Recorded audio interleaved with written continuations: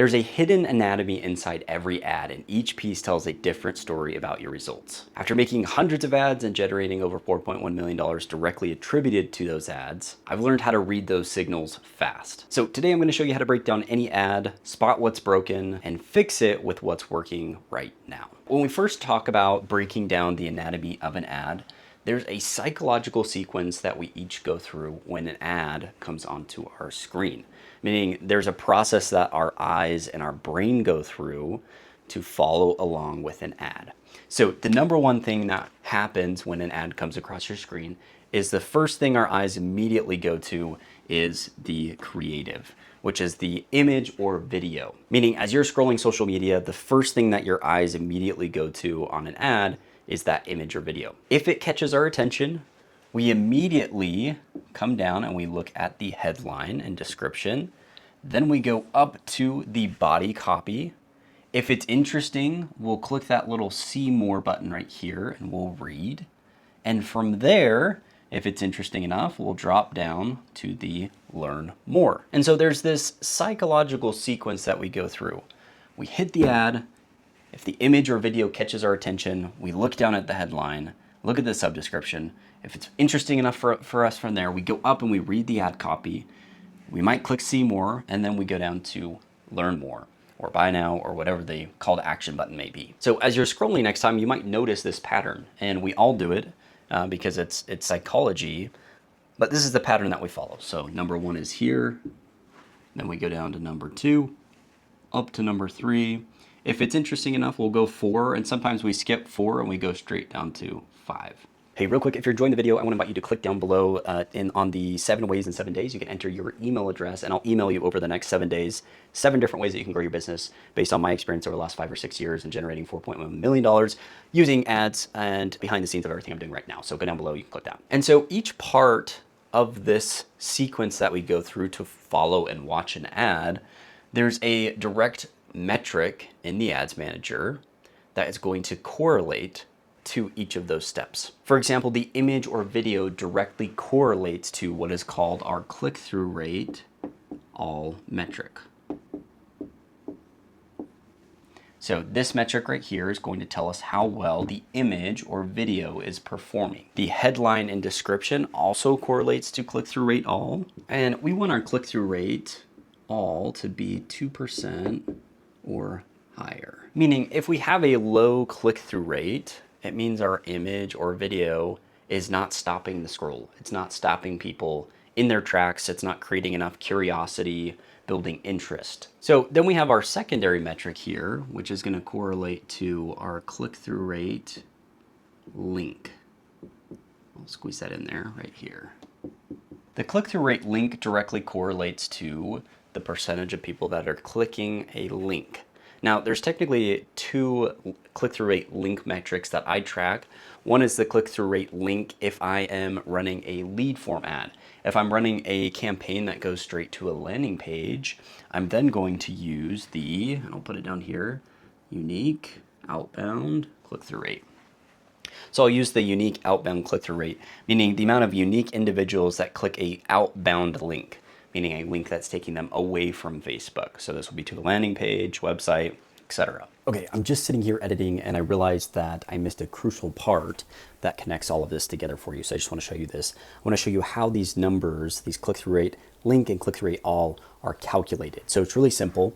The formula is simply the clicks divided by the number of impressions. So the impressions is the number of times that the ad is shown on screen. Obviously, clicked is somebody that click on it. Click-through rate all is like any interactions, whether that's clicking in the comments, clicking that see more button.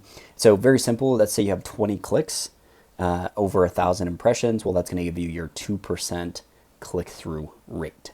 So that's the formula. That's how these numbers are calculated. So we're essentially saying, hey, I want my click-through rate link to be 1% or higher. So I want 1% of people that see this ad, the number of impressions, to click on it.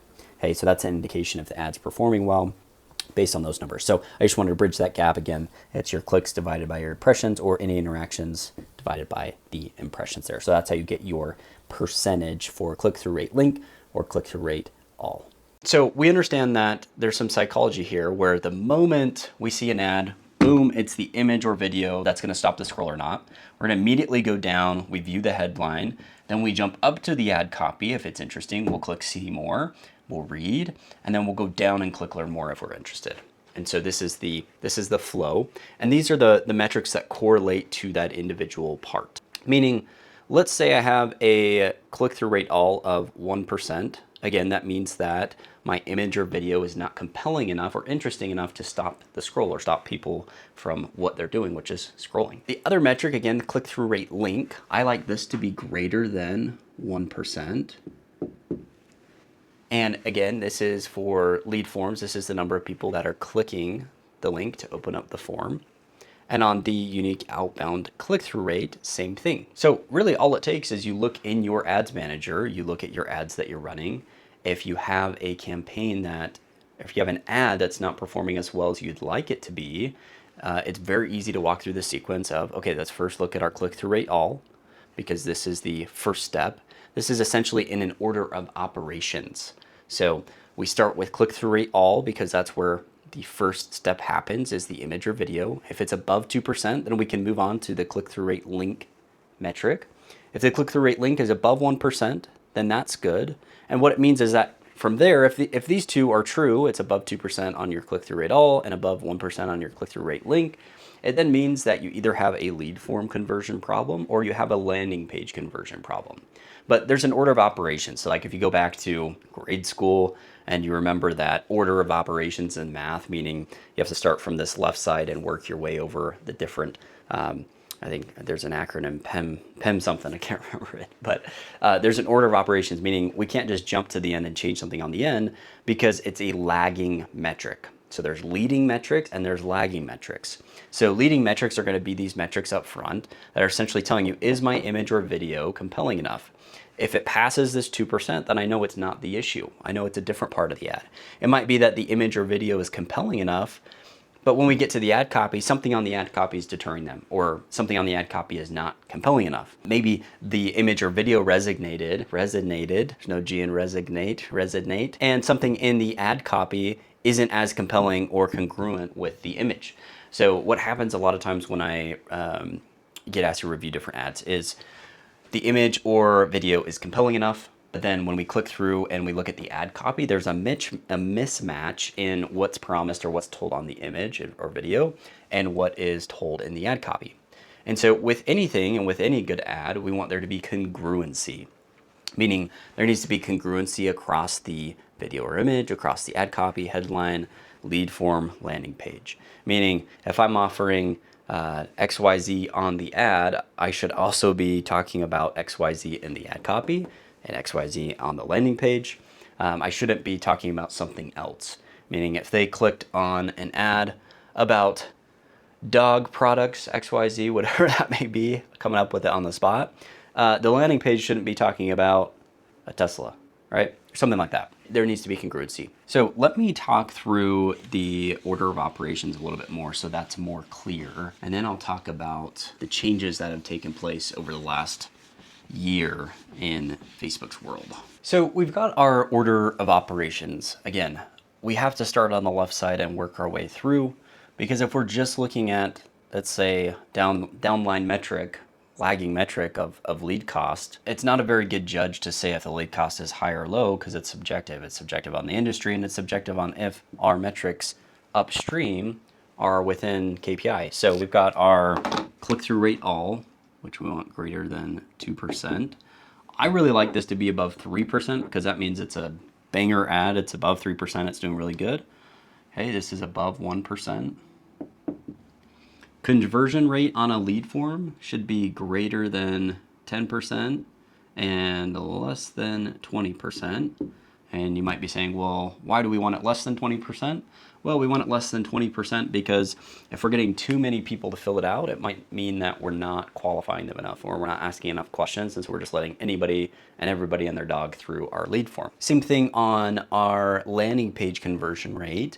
Depending on if you're going straight to opt-in or if you're going to a VSL, there's going to be some variance there, but typically anywhere from 10 to 30%, depending on that, for an opt-in is going to be acceptable there. So let's just do like a quick exercise with just like, okay, let's say I have a 2.4% click-through rate. I have a 0.6% click-through rate link, and I've got a 15% version. Where's the issue? Well, the issue is clearly the click-through rate link, meaning it's less than 1%. And what does that tell us about our ad? Well, it tells us for our ad, the issue is probably not the image or video. It's probably in the ad copy and the offer, meaning it piqued interest, the image, the video, it stopped the scroll, it stopped people in their tracks, but the offer or the ad copy was not compelling enough to get them to click. Once I figured this out, it makes complete sense how to diagnose and pull apart an ad and understand what's working, not what's working. Oh my gosh, what's working and what is not working. It becomes very clear because I can then see, okay, this image or video, it's working.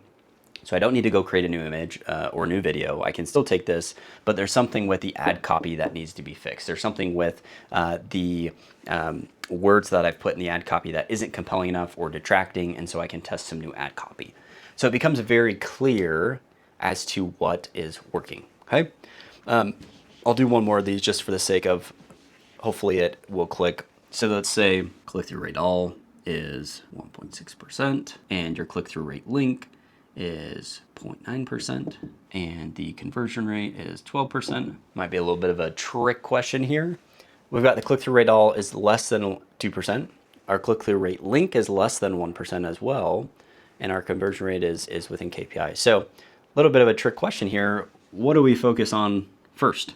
Because both of these are not within KPI. Well, the trick question, it's probably very obvious, is we go in order of operations. Again, it's always in order of operations. So we start at our leading metrics and we work essentially downline, meaning we start at the left, we work downline, and when we come across an issue, we fix the issue, relaunch the campaign, and then we wait, usually 3,000 to 5,000 impressions, and then we revisit this. So, okay, 1.6%, we need a new image, we need a new video, we need to fix the creative.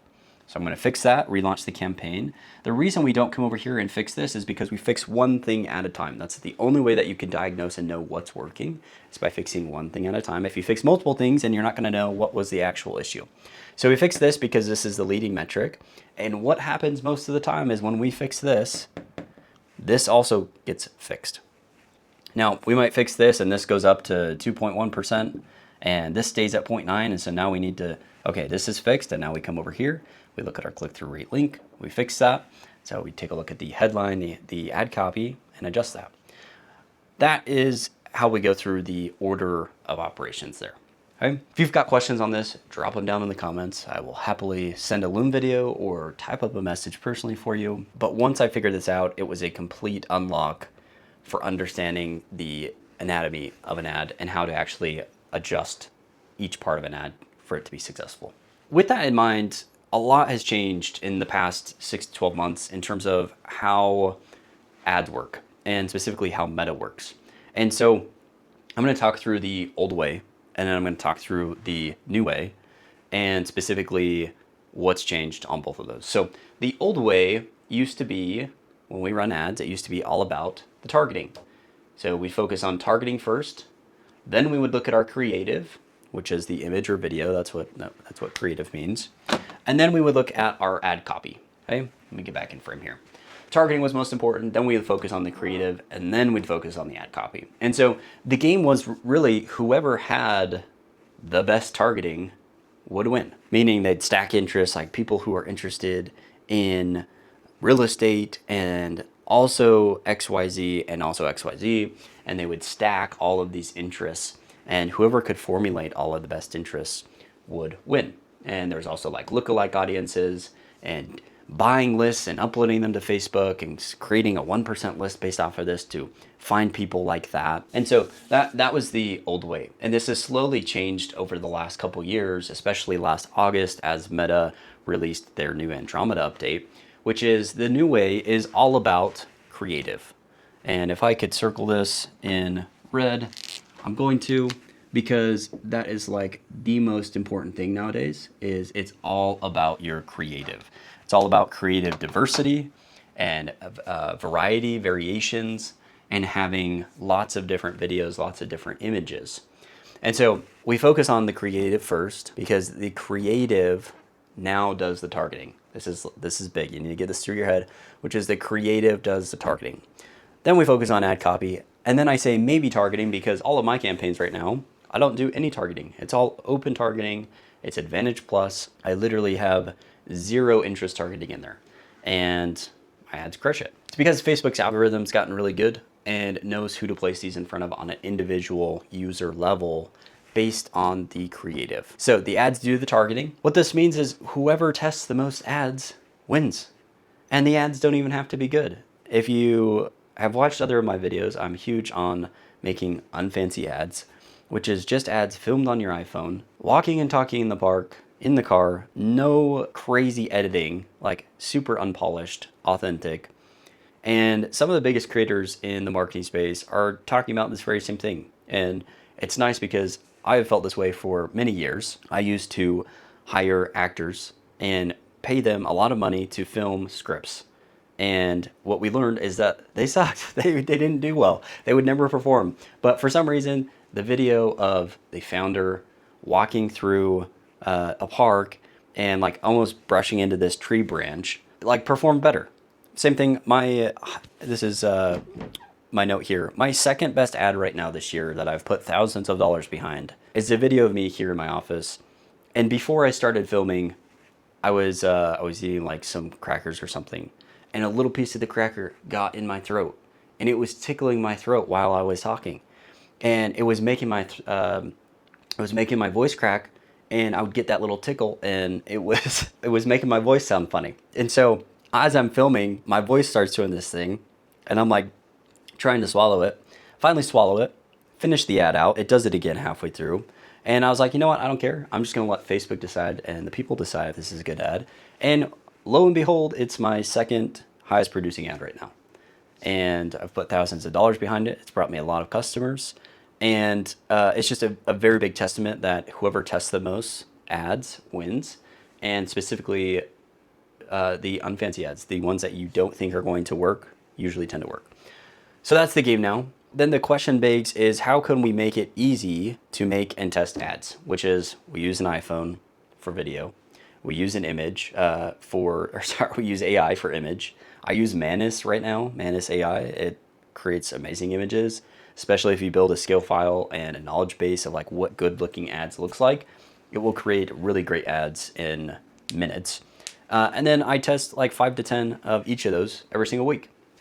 And I make it fun and I make it easy by just using my iPhone in random places. As I'm out with the family, as I'm out different places, I'll just film an ad. So that then comes to, okay, if the creative and the ad does the targeting, how do we make sure it gets in front of the right person? Well, we need to make sure that we're calling out who it's for, the problems they have, the person, meaning if the ad is meant to get in front of a real estate investor with 3 or more properties, we should probably say that at some point in the ad. And then I focus 80% of my time on the hook, because if somebody's not going to watch past the hook, they're not going to watch your ad, which means they're not going to click on your ad and be interested and go buy your thing and go schedule on your calendar. And so the 80-20 principle is true here, which is you need to focus 80% of your time on the hook, because if we're making the best ads and the ads do the targeting, we need to make sure that we're stopping the right person and as many of those people. I told you my story on my second best ad this year. And I also touched on hiring actors, which is perfect.